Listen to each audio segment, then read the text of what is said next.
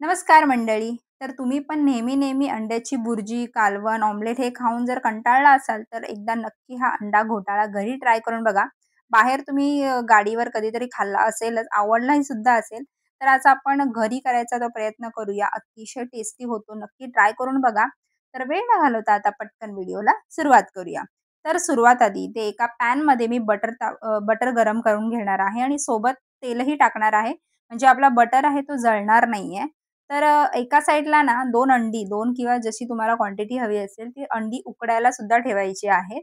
त्यानंतर इथे आपला बटर आणि तेल चांगला तापला, की यामध्ये मी बारीक चिरलेला कांदा घेतलेला आहे.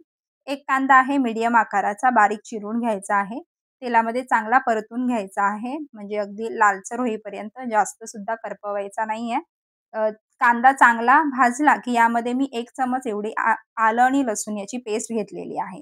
आता ही पेस्ट सुद्धा कांद्यामध्ये चांगली परतवून घ्यायची आहे, म्हणजे याचा कच्चेपणा जाईल तोपर्यंत. कांदा आपला चांगला भाजलेला आहे.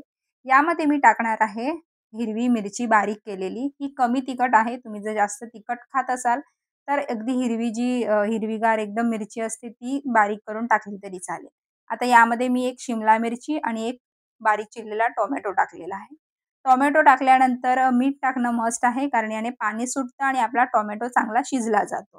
चांगलं मिक्स करून घ्यायचं आहे सगळं. आता वेळ आहे मसाले टाकायची. मसाल्यांमध्ये मी 1 चमच हळद घेतलेली आहे. त्यानंतर आपला घरगुती लाल तिखट मसाला जो आहे तो घेतलेला आहे. थोडासा घेतलाय अर्धा चमच.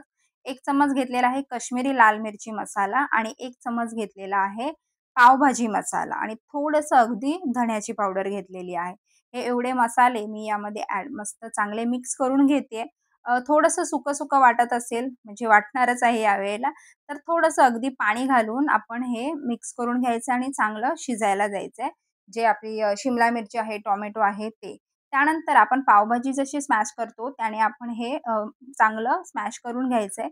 जेणेकरून तो टोमॅटो आणि आहे तो चांगला बारीक होईल. इथे मला पाणी थोडंसं ॲड करायचं आहे अजून, म्हणून मग हे भांडंच धुवून घेते.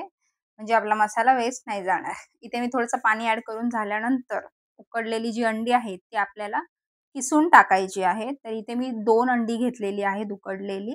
त्यानंतर चवीनुसार मीठ टाकते. सुरुवातीला आपण टोमॅटोमध्ये टाकलं होतं आणि इथे बस एवढंच मीठ येते मी पूर्ण यामध्ये वापरलेलं आहे. आता यावेळेला सुद्धा अंडी ॲड करून झाल्यानंतर थोडंसं ते सुकं-सुकं झालेलं आहे. म्हणून थोडं मी अगदी छोटी 2-3 चमच एवढं पाणी ॲड करते यामध्ये, म्हणजे आपली कन्सिस्टन्सी चांगली मेंटेन राहील. ऑलमोस्ट आपली डिश रेडी झालेली आहे. यानंतर मी बारीक चिरलेली कोथिंबीर वरून टाकते आणि एक शेवटची प्रोसेस म्हणजे यामध्ये असते ती म्हणजे चीज ॲड करतात. ज्याने टेस्ट आहे ती एकदम डबल होते. तर इथे मी 1 चीज क्यूब घेतलेला आहे, जो किसून टाकते यामध्ये आणि त्यानंतर आपण हे सगळं मिक्स करून घेऊया आणि एकदम टेस्टी लागते. चीज टाकल्यानंतर म्हणजे याची टेस्टच बदलली जाते. तर नक्की चीज टाका, ॲड करा आणि पुन्हा एकदा ढवळून घेते. तरीही सुद्धा जर घट्ट वाटत असेल तर पाणी ॲड करायचं आहे. तर मी हे बाजूला ठेवते. त्यानंतर याच्यावरून जे आपण एक हाफ फ्राय ॲड केलं जातं, तर ते बनवून घेऊया. इथे मी एक भांडं तापत ठेवलंय. तव्यामध्ये सुद्धा करू शकतो हाफ फ्राय. एक अंड यामध्ये फोडते. यावेळेला गॅसची फ्लेम एकदम लो ठेवायची आहे. त्यानंतर थोडासा मसाला, हळद आणि मीठ टाकून आपला हाफ फ्राय सुद्धा रेडी आहे. सर्व्ह करते मी तुमच्यासाठी मस्त एकदम गरमागरम. वरून अजून थोडंसं चीज ॲड करते आणि जे आपण हाफ फ्राय बनवलं होतं, ते यावर ठेवते. यासोबत आपण नॉर्मली पाव खातो, तर ते पावसुद्धा आपण गरम करून घेतो. एका पॅनमध्ये थोडंसं बटर टाकून त्यामध्ये हळद, लाल तिखट मसाला आणि थोडीशी कोथिंबीर टाकून हे मिक्स करायचं आणि त्यामध्ये हे पाव चांगले मधून कापून तेल या बटरमध्ये परतून घ्यायचे आहेत आणि याच्यासोबत हे खायचे आहेत. एकदा नक्की ट्राय करा. अतिशय सोपी आहे.